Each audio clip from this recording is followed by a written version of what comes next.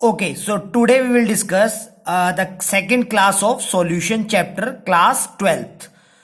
Class 12th के chemistry के solution chapter की हम लोग सेकंड क्लास आज हम लोग डिस्कस करने वाले हैं। देखिए, हम लोगों ने जो सॉल्यूशन की फर्स्ट क्लास थी उसमें सॉल्यूशन का introduction means what is a solution and different type of solutions ये डिस्कस कर लिया था। और डिफरेंट टाइप ऑफ सॉल्यूशंस में से liquid solution, solid solution, concentration terms, ये सब कुछ हम लोगों ने लास्ट क्लास में डिस्कस कर ली थी। और लास्ट क्लास में हम लोगों ने डिस्कस किया था कि परसेंटेज एंड मोलैरिटी में क्या रिलेशन होता है, उससे रिलेटेड न्यूमेरिकल हम लोग कैसे डिस्कस कर सकते हैं। उसके बाद हम लोगों ने कहा था बाकी जो डिफरेंट जो कंसंट्रेशन टर्म्स हैं उनको इंटर कन्वर्ट करने के लिए हम लोग एक डिफरेंट वीडियोस प्रिपेयर करेंगे। उसके बाद सोल्यूबिलिटी क्या होती है ये भी हम लोगों ने लास्ट क्लास में डिस्कस किया था। And factor affecting solubility of solid in liquid that we have also discussed. Okay, so today we will discuss factor affecting solubility of gas in liquid। तो देखिए, गैस जो होती है उसको अगर हम लोग लिक्विड में डिसॉल्व करते हैं तो उसको भी बहुत सारे फैक्टर होते हैं जो ऑब्वियसली अफेक्ट करते हैं। For example, nature of gas and solvent, temperature and pressure. तो हम लोग अगर nature of gas and solvent की बात करें तो देखिए, डिफरेंट डिफरेंट गैसेस की डिफरेंट डिफरेंट सॉल्वेंट सिस्टम में जो सॉल्युबिलिटी आती है वो ऑब्वियसली क्या आती है, डिफरेंट आती है, जिसके बहुत सारे एग्जांपल्स हम लोग देख सकते हैं। उसके बाद इफेक्ट ऑफ टेम्परेचर। टेम्परेचर एक ऐसा फैक्टर है जो solubility of gas in liquid को बहुत ज्यादा अफेक्ट करता है। देखिए, हम लोगों को पता है जनरली अगर हम लोग टेम्परेचर को इंक्रीज करते हैं, टेम्परेचर को बढ़ाते हैं, तो गैस की जो सॉल्युबिलिटी है, जो डिसोल्यूशन है, वो क्या हो जाएगा, कम हो जाएगा। या हम लोग कहेंगे जो गैस है वो लिक्विड में से एस्केप आउट हो जाती है। यानी हम लोग बोलते हैं कि टेम्परेचर जो है जितना ज्यादा करेंगे गैस की लिक्विड में सॉल्युबिलिटी उतनी ही कम होती जाती है जनरली। उसके बाद देखिए, इफेक्ट ऑफ प्रेशर। प्रेशर का क्या इफेक्ट होता है अगर हम लोग सोचे कि solubility of gas in liquid पर, तो हम लोगों को सभी को पता है कि जितना ज्यादा प्रेशर अप्लाई किया जाएगा गैस लिक्विड में उतनी ज्यादा डिसॉल्व हो जाएगी। यानी जनरली अगर हम लोग प्रेशर को इंक्रीज करते हैं तो गैस की लिक्विड में सॉल्युबिलिटी भी इंक्रीज होती है। इसी से रिलेटेड एक लॉ है जिसे हमें स्टडी करना है, that is called Henry law. Now we have to discuss what is Henry's law. According to Henry's law, the solubility of a gas in a liquid is directly proportional to the partial pressure of the gas present above the surface of liquid और solution।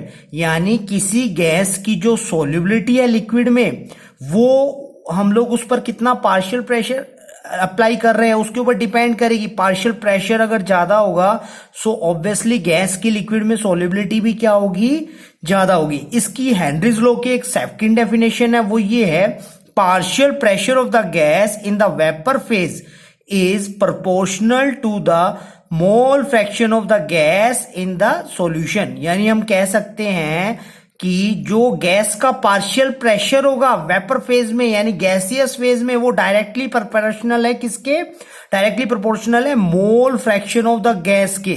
यानी अगर gas का mole fraction ज्यादा होगा तो वो ज्यादा partial pressure exert करेगी, ज्यादा पार्शियल प्रेशर होगा। तो हम लोग कह सकते हैं partial pressure. What is partial pressure? Partial pressure means P. P is directly proportional to X. Now what is X? X is the mole fraction.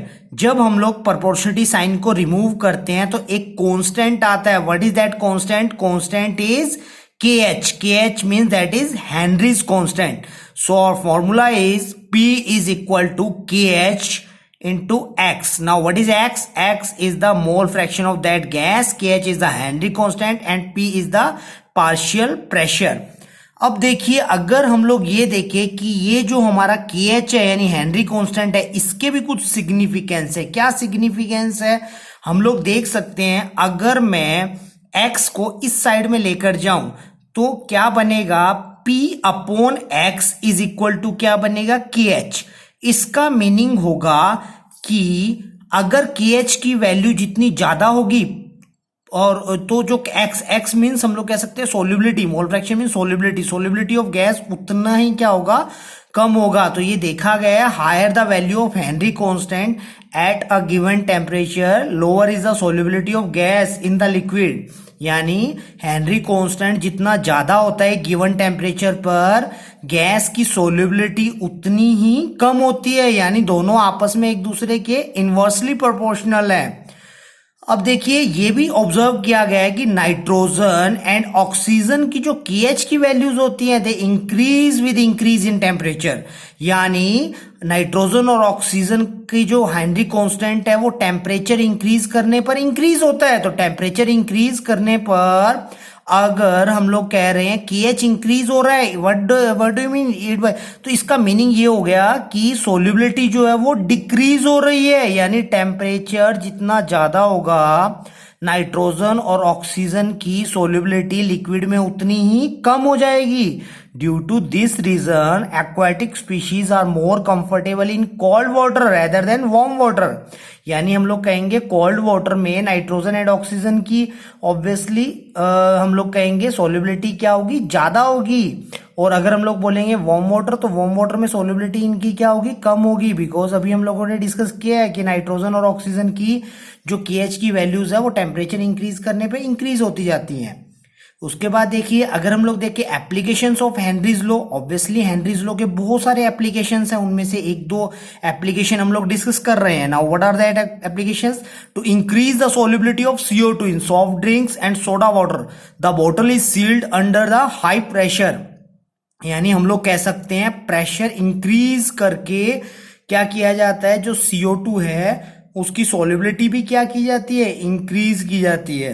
Correct. Second one is at high altitude the partial pressure of the oxygen is less, this leads to low concentration of oxygen in blood and tissue of the people that living at high altitude which cause anoxia।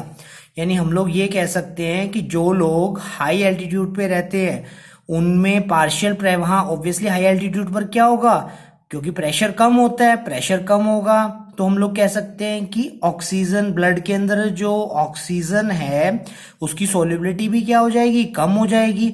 और solubility कम होने की वजह से क्या होगा, कुछ medical conditions exert हो जाती है पीपल्स में, जैसे हम लोग बोल सकते हैं लेस कंसंट्रेशन, है ना, वीकनेस, ऐसे कुछ सिम्टम्स आते हैं। दैट इज कॉल्ड एनोक्सिया, जिसे हम लोग मेडिकल टर्मिनोलॉजी में क्या यूज करते हैं, एनोक्सिया कह देते हैं। तो हम लोग कहते हैं, तो ये सारा कुछ जो अभी हम लोगों ने डिस्कस किया वो हेनरीज लॉ के बारे में था और हेनरी कांस्टेंट के बारे में था। बच्चों एक बात याद रखना कि जो हेनरी कांस्टेंट होता है means KH, it is different for different gases, means it depends on nature of gas. यानी जो KH की वैल्यूज होती है वो हर गैस की डिफरेंट डिफरेंट होती है। यानी पर्टिकुलर गैस के लिए जो KH की वैल्यू है वो भी क्या होगी, पर्टिकुलर होगी। तो ये हमारा जो था हेनरीज लॉ। नाउ हमारा नेक्स्ट टॉपिक क्या है हमारा, अगर हम लोग देखें तो vapour pressure. Now what is the vapour pressure? Actually vapour pressure is the pressure of vapours at equilibrium on the surface of liquid. हम सबको पता है वेपर प्रेशर क्या होता है, pressure exerted by vapours at equilibrium on the surface of liquid. यानी कि जो वेपर्स अपना प्रेशर एक्सर्ट करती हैं, करेक्ट, इक्विलिब्रियम स्टेट के ऊपर आने के बाद, तो उसी को हम लोग क्या बोल देते हैं, वेपर प्रेशर कह देते हैं। ऑब्वियसली जो वेपर प्रेशर है इसको कौन कौन से फैक्टर अफेक्ट करते हैं, तो एक टेम्परेचर हो गया और दूसरा फैक्टर जो अफेक्ट करता है that is intermolecular forces of attraction. तो इंटरमॉलिक्यूलर फोर्सेस ऑफ अट्रैक्शन भी उसको क्या करते हैं, अफेक्ट करते हैं। टेम्परेचर इंक्रीज करते हैं तो जनरली वेपर प्रेशर भी क्या होता है, इंक्रीज होता है। इंटरमॉलिक्यूलर फोर्स ऑफ अट्रैक्शन, अगर इंटरमॉलिक्यूलर फोर्सेस ऑफ अट्रैक्शन ज्यादा होंगे तो ऑब्वियसली उनको ब्रेक करना क्या होगा, डिफिकल्ट होगा, यानी वेपर्स क्या बनेंगी, कम बनेंगी। तो जितने ज्यादा strong intermolecular force of attraction होते हैं उस लिक्विड का वेपर प्रेशर उतना ही कम होता है। तो जनरली हम लोग ये कहते हैं जिन लिक्विड्स में हाइड्रोजन बॉन्डिंग टाइप की बॉन्डिंग होती है, लाइक वाटर हो गया, अल्कोहल हो गया, जिनमें हाइड्रोजन बॉन्डिंग होती है उनका वेपर प्रेशर कम होता है, क्योंकि हाइड्रोजन बॉन्डिंग को एक strong intermolecular force of attraction माना जाता है। तो अगर हमसे कोई पूछे कि वाटर और ईथर, इन दोनों में से किसका वेपर प्रेशर ज्यादा होगा, तो ऑब्वियसली ईथर का वेपर प्रेशर क्या होगा, ज्यादा होगा, क्योंकि ईथर में हाइड्रोजन बॉन्डिंग प्रेजेंट नहीं है यानी weak intermolecular force of attraction है, जबकि वाटर में हाइड्रोजन बॉन्डिंग प्रेजेंट है यानी कि strong intermolecular force of attraction है। दैट्स व्हाई वाटर जो है उसका वेपर प्रेशर क्या होगा, ईथर के कंपैरेटिवली कम होगा, वेपर क्या बनेगी, कम बनेगी। उसके बाद अगर हम लोग डिस्कस करें तो इसमें आता है राउल्ट्स लॉ। तो राउल्ट्स लॉ क्या है, इस राउल्ट्स लॉ को हम लोग नेक्स्ट क्लास में स्टडी करेंगे कि राउल्ट्स लॉ क्या होता है और राउल्ट्स लॉ की क्या एप्लीकेशंस होते हैं। Thank you.